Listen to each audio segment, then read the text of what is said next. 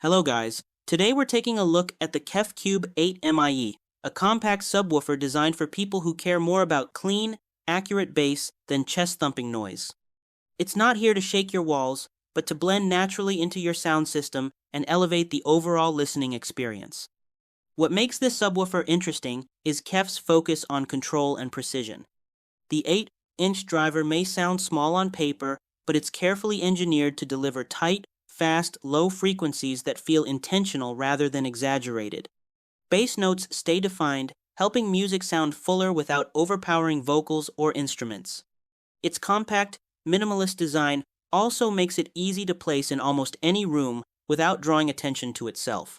Whether it's tucked beside a sofa or near a speaker stand, it fits naturally into modern living spaces. Thanks to KEF's digital signal processing, the bass stays clean even at higher volumes. In music, this means better texture and timing.